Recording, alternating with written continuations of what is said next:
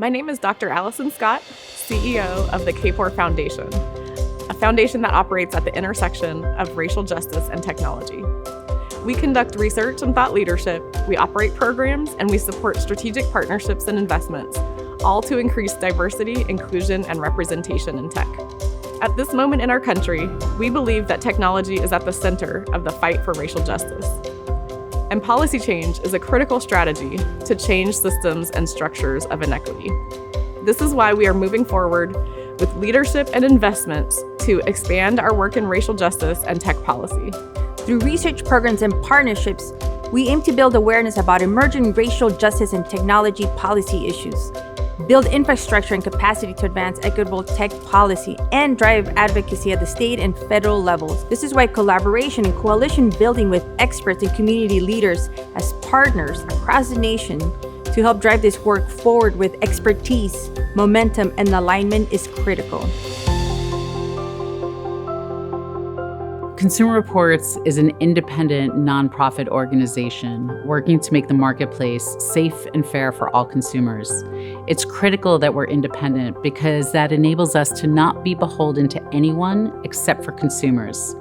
This means that all funding that is received is either on behalf of our members as a member organization or by generous philanthropists such as the Kapor Center, who enable us to do the critical work. Consumer Reports works to make sure that the tools and the products that you're bringing into your homes and your everyday lives are safe for you, your families, and the communities around you. Over the past few years, we've been taking a closer look at the hidden dangers of technology, like personal security and privacy. Today, one of the most critical issues that has surfaced is really around algorithmic harms. These are the harmful consequences from artificial intelligence and autonomous systems. Because the algorithms may have the wrong data or have poor design, this could lead to harmful and unfair consequences for certain groups of people. If we can educate people on algorithmic issues, how they happen, why they happen, and who is not included, we can work with consumers and people across the nation to be able to shine a light on how people are being impacted every day in the tools and products that we use. We're partnering with Kapor to produce a 3-part video series that will focus on discrimination in consumer tech. This will be to generate awareness around AI harms and build momentum for meaningful change.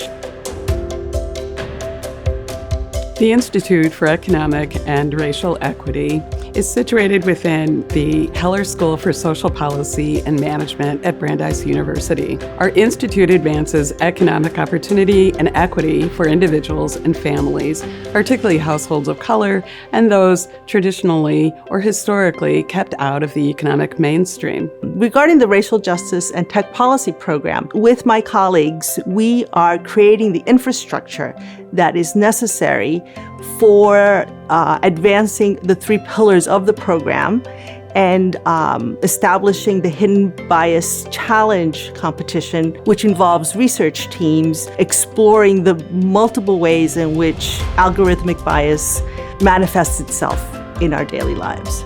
Co-leading the carceral policy pillar here at the Heller School has allowed me to bring high school and pre-college young people who have been in the carceral system to play a part in researching not only the technological advances that continue to hinder and prohibit young people of color moving forth in this country, but really also be a part of the policy making and the decisions and solutions that need to be forward thinking and the changes that need to be made.